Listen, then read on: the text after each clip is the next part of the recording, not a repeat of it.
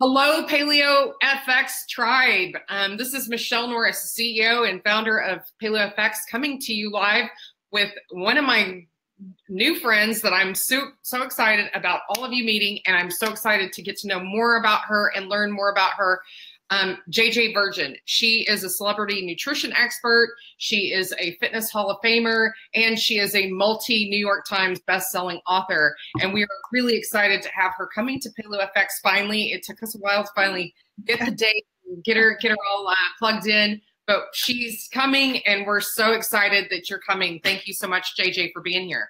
Me too. Man, I know it took a while, but shoot, I was like determined this year, Michelle. It's our year. It is. I really agree. And I'm going to give everybody a forewarning. I am at home, and so I've got puppies that are trying to vie for it. So I apologize if you hear any barking. I will try to get it to end. Hold on one second, Michelle. Tosca, say hello. This is Tosca. This is one of our show off yours. Oh, look. Oh my goodness. There you go. Oh my goodness. Oh, and now of course Trinket's got a conjoin in too. So we have four. So just one of them. This is Tosca. Okay, you can get down now. Anyway, so cool. So JJ, tell us right now, what are you currently up to? Oh my gosh, way too much travel. I actually went to Florida the last couple of weeks. It was 39 degrees, Michelle. What the heck? Oh, hey, it's been like that in Texas, and that's why I'm sitting in front of the fireplace, because it's been so cold. I saw. Yeah, but you don't expect it in Florida now, do you?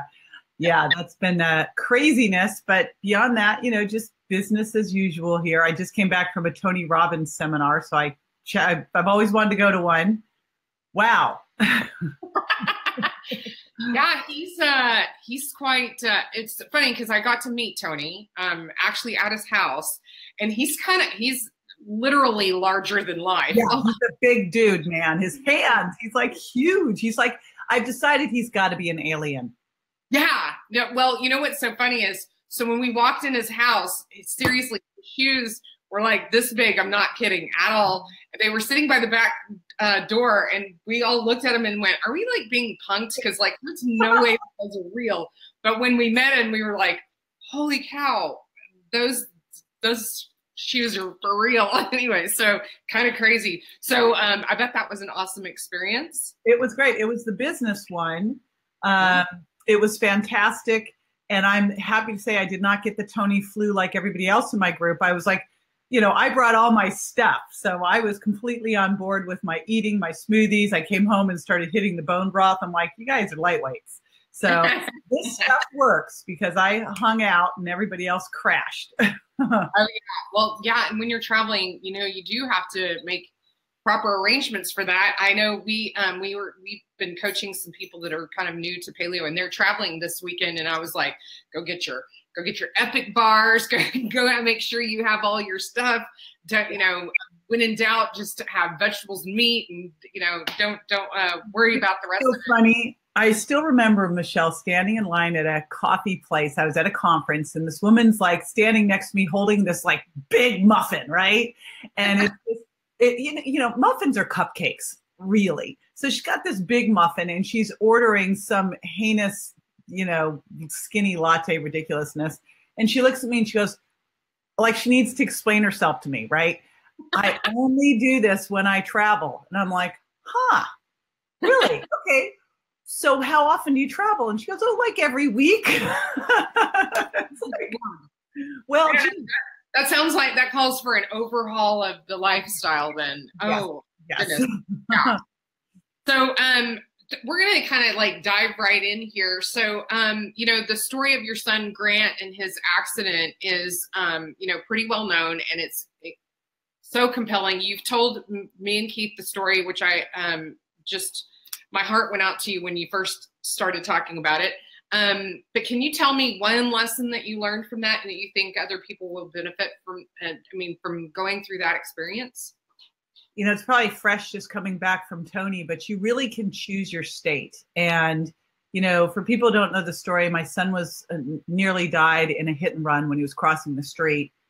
And right when my book is being published and I'm the financial support of my family, and if this doesn't go, I'm bankrupt, I need to pay for his medical care. It was a crazy time, you know, and I just knew that the only way that I could go through this is to put myself above everybody else, which sounds crazy, you know, and selfish, but I knew that it actually was selfless, that if I was going to take care of my son, take care of my other son, make sure that financially we could make it, there was no margin for error. There was no like, I'm traveling, I'll have the muffin. There was like, game on, eat correctly, sleep correctly, exercise, manage the heck out of stress. Thank you, Nick Ortner, for capping. And, you know, and just pull it off. But the way I pulled it off is counterintuitive, especially to most women, is to go, you know what, I'm going to make sure I get in all my stuff for me so I can take care of everybody else. It's kind of like that, you know, put your oxygen mask on so that you can actually help other people get theirs on too. So I totally agree with you. It is, it does seem very counterintuitive, yes, especially for women, because we're such nurturers and caretakers, and we want to fix everything and we want to be there for everybody and all of that stuff. But it is very difficult for you to do that if you have not taken care of yourself and you just let, you know, kind of start burning the candle at both ends, trying to take care of everything and not get in those critical pieces of taking care of yourself. Now, like, since we're addressing the paleo crowd, I mean, we live in community. Like, that's how things were. And the tribe took care of you. And one of the first things I did was reach out to the tribe and got everybody to help me. And that was another big lesson. Like, you know, we tend to focus on, all right, what are we going to eat? I'm like, well, what about all of our connections and who takes care of us in our community? And that was a key point. And one of the big reasons Grant's here today is the community support. Oh, you know, and that's the thing too, is that we also are very, we are kind of have an aversion to asking for help. Yeah. And so let me just tell you, if JJ Virgin asked for help, you can too. And you know, having the situation happen with our daughter was killed almost 9 years ago. And we would not have made it without the support and the help of our community. And we did ask for help. And so, you know, I totally agree with you. It's completely that. So you said that the most amazing inspirational people are those that go through hard times and come out stronger. Why do you feel that is? Well, let's think about it. And I'd love to hear from people watching. It's like, name one time in your life that things were going awesome, perfect, fabulous, and you became a better person and grew from it. Like, it just never happens. When you start to really look at the people who are out there who are just cool and doing amazing things, they have gone through crap. I mean, again, I was just at Tony Robbins, so it's fresh in my mind, but here he was talking about how his mother chased him out of the house with a knife. I'm like, what? You know? So made me feel like a much better mom. I'm like, I've never done that to my kids, you know, tempted. But, you know, it's like, you look at these things and I think of every single time things got challenging. And I had a great mentor early on who said, don't wish it was easier, make yourself stronger. And in the moment, you're not thinking, oh, goody, a time to grow. You know, it's like, it's not like that. But every time you come through, you go, wow, I'm better because of this. And what's cool now is we look at, you know, these things come up in business, things come up in life, you know, like every day, right? There's something, and you get what you focus on. And I look at those things, and to me, if no one's dying, like, what the heck? It's not a big deal, right? It's, my bar is so high now for what should rattle your cage. It just doesn't. I look at what I see people get upset about, and I go, that doesn't even, like, I didn't even know that happened. I didn't even register on my screen. I completely hear you. I'm definitely one that believes that beauty comes from ashes, and that you can do amazing things when you have to go through very hard times, or you are faced with things. This is also one of my things that where I also go, we always go, why me? Why did that happen to me, or what have you, instead of going, why not? First of all, why not? But what am I supposed to learn, and what am I supposed to become, and what am I supposed to do after this, instead of allowing it to be what happened to you. It's okay, now how do I move and respond and grow from what's happening? So no victim here. I'm totally the same way. And that's the other part of it too, is when you go through stuff like losing your child or almost losing your child, there's just not much fear greater than that. Right. So after that, it's like all of it's like, okay, you know, wow, all right, that's a tough situation, but you know, I've faced worse and I've come through it and I've lived. So I completely hear you. So I want to switch gears a little bit here. I recall in an interview you once said, if you want to lose weight, don't focus on exercise. Can you explain that? Yes. So I started out in this world as a personal trainer ages ago. In fact, it was me and Body by Jake. I think we were the first two. I even remember trying to go get a business license and they thought I was like an escort or something. They told me I couldn't do that. I'm like, what? There was no one doing this at the time. And people came to me because they wanted to lose weight. And what became very clear very quickly are two things. Number one, that you cannot exercise enough to compensate for a poor diet. And quite often when you exercise really hard, you're just hungrier. So you kind of offset everything.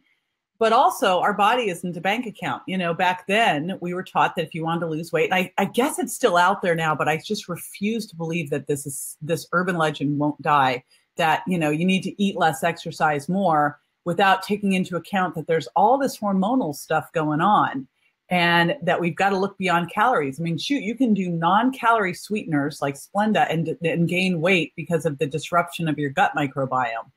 So I started becoming fascinated by what were all the reasons people couldn't lose weight. It all starts when you want to lose your weight. The first thing you have to do is change what's at the end of your fork and really create a diet that works for you.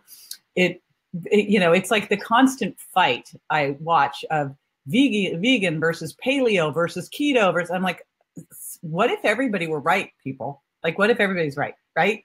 And it's really about finding what works best for you. And we're all going to be a little bit different. Now, I don't say don't exercise, because guess what happens if you try to lose weight and keep it off by diet alone? You're a little tofu. You're a skinny fat, thin outside, fat inside. So you want to get the weight loss going by really figuring out your food and what works best for you. And I have some definite thoughts on that, but ultimately it's pretty individualized. And then you bring in the exercise, because you don't focus on changing everything at once. That just sets you up to fail. But you bring in the exercise so that you can boost your metabolism and build your metabolic spanx with those muscles and elevate growth hormone and have a better mood and a better brain, you know, all that stuff, and look better naked. Oh yeah. I love that. Metabolic spanx. That's awesome. That is such a great thing. I totally love that. So, those of us that are sticking to low sugar, which I hope is everybody. Yeah, right. When it comes to cravings, though, and this is something that all of us have at some point. I'm sure you do. I do occasionally. What are any tips or tricks or things that you know of that you can use to kind of get through those quickly and not do and mitigate any damage? Yeah, I wrote the Sugar Impact Diet because after I wrote the Virgin Diet, I had so many questions about sugar. And what's interesting is I was raised on Pop-Tarts and Captain Crunch. My nickname growing up was Poppy, not for the flour. And I mean, literally, I would eat Pop-Tarts, Captain Crunch, cookies, and ice cream, like my staples. And so, but I don't have a sweet tooth. Like once I broke free of all that stuff, I actually don't like sweet food. Genetically, I'm not a sweet taster. I don't have a sweet tooth. I'm a bitter taster, a super taster. So you can develop cravings from a variety of different ways. One is exposure equals preference. You got trained, right? I was raised on these things. The next, of course, are genetics. The third is stress, which I think is one of the biggies, because you lower serotonin and your body craves sugar to boost it back up and get into your brain. And then insulin resistance and having a poor diet where you don't have good blood sugar control. So you're not eating enough clean protein and healthy fats and fiber to get what you need, digest it well, and stabilize things. So those are really the key. So I always try to start with, I think that the best thing we can do in life is add before we take away. And so if we start really focusing on eating clean protein, healthy fats, loads of vegetables first, stabilizing your blood sugar, that solves the problem for a lot of people and crowds out some of the bad. And then you lower sugar impact But if you still have the issues, the next thing to look at is sour takes the sweet tooth away. So if you can use, I call it lemonade, where I do spring water, lemon juice, a little bit of glutamine, which can help with sweet cravings, and some fiber, it's amazing what that can do. So that's my little trick. Plus, we know that lemon juice lowers the blood sugar response to a meal, so it helps there too. Oh, yeah. And I do. It's interesting that you say that, because I start every day off with a little bit of lemon water, a little bit of warm lemon water, and a dash of salt to kind of kickstart my metabolism for the day. So I love that. So your talk at PaleoFX, you guys, I cannot tell you. Everybody keeps asking me what I'm most excited about for PaleoFX, and it is JJ. I'm like so excited about her coming, and for we finally nailed this down and got her here, because it's been several years we've been trying to work with JJ's schedule to get her here. So I'm so excited about you coming, and your talk at PaleoFX is going to be next level paleo. You want to give us a little hint about what we're going to see in that talk? So one of the first things that really got me fired up about nutrition was I got to spend, I don't think you know this, Michelle, I spent a day with Lauren Cordain. There were about 8 of us. And yeah, I became obsessed, obsessed with everything that he was teaching, obsessed with everything I could read about it. But what I've seen with paleo, just like any diet out there, I mean, I laugh when people call paleo a fad. I'm like, it's how we've been eating for, you know. The oldest fad known to man. The oldest fad known to man. I don't think this is a fad, but you can take any diet and create fads in it. And that's what I've seen done with paleo, is that, okay, I'm eating paleo, now I have paleo treats. I'm like, no. Let's not take paleo and process it and turn it into a problem. Let's keep it the way it is, which is an amazing plan. But one of the things that I've seen when you eat that way is you can still create food intolerances due to leaky gut. You know, leaky gut, when you look at it, when I first started talking about leaky gut over a decade ago, I remember doctors were telling me there's no such thing. And I'm like, oh, well, okay, but I'm seeing it over and over again in the labs with all these food sensitivities are showing me. And so I think leaky gut is one of the most common challenges we face, because you look at so many of the things in our common diet that create the problems. The first being stress. Stress makes your gut more permeable. Fructose makes your gut more permeable. Gluten, which we don't have the issue here with unless it's sneaking in and you don't realize they put it on your steak at the restaurant, because they put gluten in the stupidest things. I'm like, why you put gluten on my steak? Like, you really did that. Stop it. You know, why would you do this? You know, if any of the genetically modified foods are sneaking in, if you've got some gut microbiome imbalances. So there's a lot of things that can make your gut more permeable. And some of the foods that you might be eating in a paleo style diet, when I started doing food sensitivity testing in doctors' offices, and I literally have looked at thousands of these tests, the top 2 were always dairy and eggs. 70% of the people showed up with dairy and or eggs.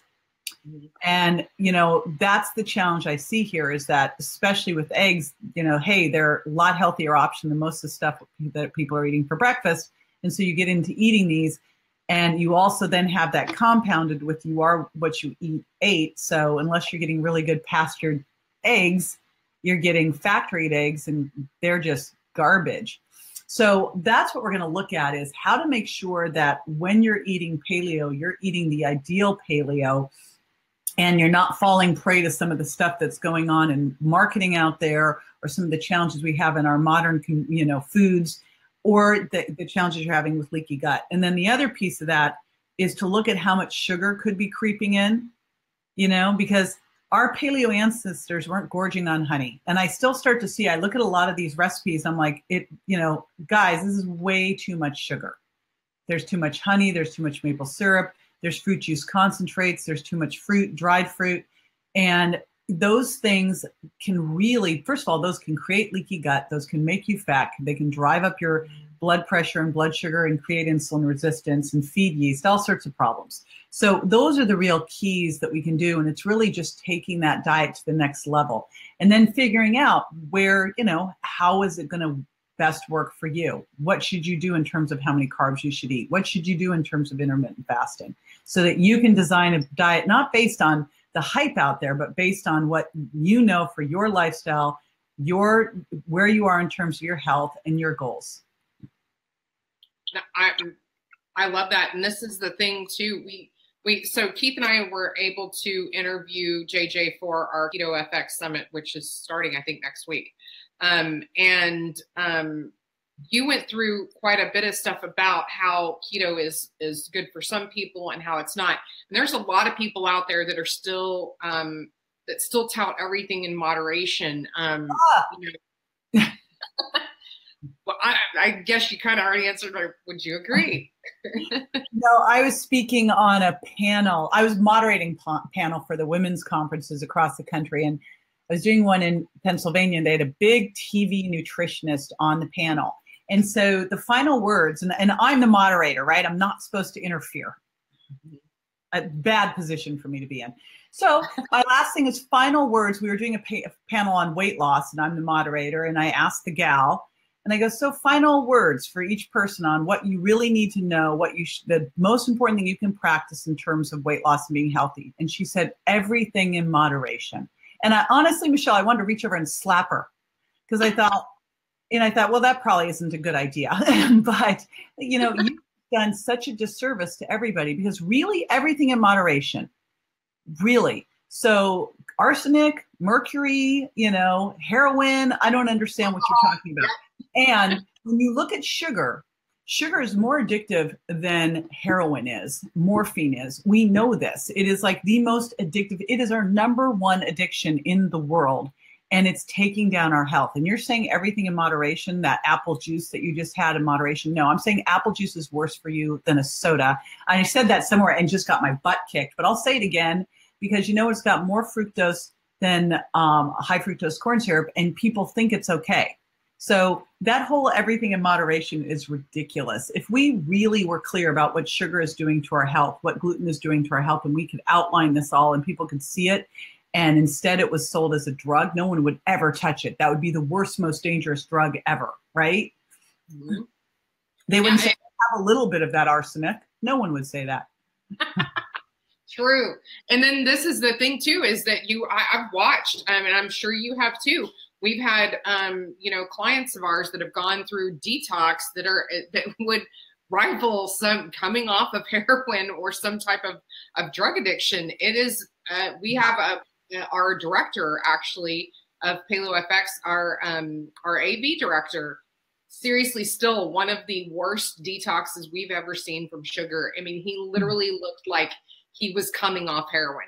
It was so bad. I have a very specific way I do that because when I looked at how we were handling this, first of all, we're looking at sugar all wrong because we've got to look at all carbs and really kind of grade their quality based on fructose and insulin response and then offset it with nutrient density and fiber. But what I realized is the average person's eating so much more sugar than they realize. And the average person who thinks they're being healthy. And if you don't taper them down, if you just go cold turkey, they just crash. They're a mess. So I actually put in a whole tapering thing before I ever started to make that transition into, you know, basically no sugar and super low sugar impact so that they didn't do that. Well, unfortunately, he came down and was spending a couple of weeks here, and that's how he chose to do it. He was like, because he tried on his own and he was like, okay, I'm just going to go for this. So I totally hear you. It took me, whenever I first went into paleo, it took me a good 6 months to go from having sugar in my coffee to not having sugar in my coffee, and to get myself off of, I did like, instead of, cause I was, you know, I would drink Coke or Dr. Pepper. Didn't have a lot of them, but but when you get used to it and you have it occasionally, when I started realizing how much damage it was doing, was being able to just come off of that. But the sugar in the coffee was the thing that got me. I had no problem getting rid of the sodas. I had a problem getting rid of the sugar of the coffee. So I totally hear you. I had to taper down, and I finally, you know, I've not had any sugar in my coffee for I don't even know how many years now. Now it would taste gross. Yeah. Oh no, it does. It does taste gross. If I'll go to a Starbucks or whatever, and I'll order something, and then I accidentally get somebody else's or whatever. And you know, you do that. Oh man, it's overwhelmingly sweet and crazy. So I know you are super busy and we're getting close to time here. So I don't want to keep you for too long because I know you have lots of people to help and save and change people's lives and everything. And but can you just tell us one final thing that is probably one of the things that you feel like really helps people? I know one of your big things is mindset. I'm really into that myself and really enjoy listening to tips and tricks from other people about keeping your mindset in a positive place. Do you want to leave us with that? Here's an easy one. I actually did this with my mastermind group. It came from my mentor, my very first mentor. And here's what's so crazy about this, and just shows how important this is. Early on, when I was 30, I was in my, I don't know, 4th graduate school, right? And I was personal training. I was living in Fort Lauderdale. And I had this client and she said, why are you in graduate school? And I said, because I want to help more people. She goes, huh, all right. So what are you going to do when you graduate? I said, I'm going to go to doctoral school. She goes, why? I go, because I want to help more people. She goes, you know, that doesn't necessarily add up. Like, you can keep going to school. It doesn't mean that you're going to be able to help more people be more successful. I'm like, it doesn't, you know, because there was no other path out there that I could see, right? And she said, no, I'll teach you how to do this if you want to learn. And I'm like, okay, this woman grew up in a trailer park in Kansas and was a self-made multimillionaire, and she's going to teach me. And I'm like, I'm in. So I literally moved into her house, which was fantastic because it was a big mansion on what's called Millionaire Mile in Fort Lauderdale. So I move in, and she is going to be, she's my Mr. Miyagi. She's going to teach me everything. 3 months go by. She has not taught me one business thing. All she is doing is mindset training. And I am so annoyed with this whole thing. And then all of a sudden, it's funny because I realized later that the only reason I was able to save my son was this stuff was so ingrained to me. It was just how I live. And she taught me in the Miracle Mindset book, it's just all the lessons in there are actually all the stuff I learned. And I'd forgotten about it. Someone asked me, how did you learn all this stuff that was in the book? I go, I don't know. And then I forgot that it was her. That's how big of a piece it was. But the first thing she started me off with was so simple. And it was just putting a rubber band on my wrist. And every time I had a limiting belief, a judgment, a negative thought, I would snap it. That's what I was supposed to do. Now, I was like snapping that sucker all day long. I'm thinking, you know, my wrist is red, because you'd be amazed if you're not tightly controlling your environment and your mindset. Like, we are bombarded with negativity. I never watch the news. My mom is like completely flipped out about this. What happens if something happens? I'm like, I'm sure I'll hear about it. Like, I don't need to. You watch the news, it's the most depressing thing ever. But I just learned to really tightly control my state and my mindset. And that changes everything, because then you'll put yourself around the people who support you being your best self. You'll read the things that support you being your best self. You just completely immerse yourself. And guess what? You become what you think about, right? And who you hang out with. I completely agree. I totally subscribe to that. I know it's interesting because my mom moved in with us not that long ago, and my mom is just like a TV addict, and she's been like, how do y'all live without TV? I'm like, actually, it's pretty nice. Anyway, so I'm like, you know, we watch movies and documentaries, Netflix, we watch that. We don't need the other. We'll find out. And my mom did the same thing. I have no idea how to turn our TV on. So there you have it. Well, so tell us, where can people find you and everything that you're doing, and be able to follow and check you out? jjvirgin.com. Easy peasy. It is. Yes, it is. And you're going to be able to check her out at Paleo FX and Health Entrepreneur FX. We have tickets and a ticket sprint right now for Paleo FX that will be going through February the 16th. And the HEFX, Health Entrepreneur FX tickets, go on sale on February the 1st. And I'm going to tell you, you do not want to miss that. And we sell out very quickly every single year. And I believe that this will be the year that we sell out the fastest. We have JJ Virgin that will be taking part in Health Entrepreneur FX. We have Dr. Mercola. We have Dr. Sarah Ballantyne, Mike Bledsoe, Alex Sharpin, Christina Wise, Jill Coleman, and Hillary Bromberg. And you guys are in for a real treat. If you're wanting to be in this space and you are wanting to build a business that has impact and contribution and makes a difference in the world, you're going to want to be at that Health Entrepreneur FX. And so look out for those tickets next week. And the link for tickets is in the comments, and you will definitely want to go and get your ticket now. Exciting. I'm going to be hanging out the whole time, Michelle. Yes. My calendar is blocked out. I am there. I am super excited to be hanging with everybody.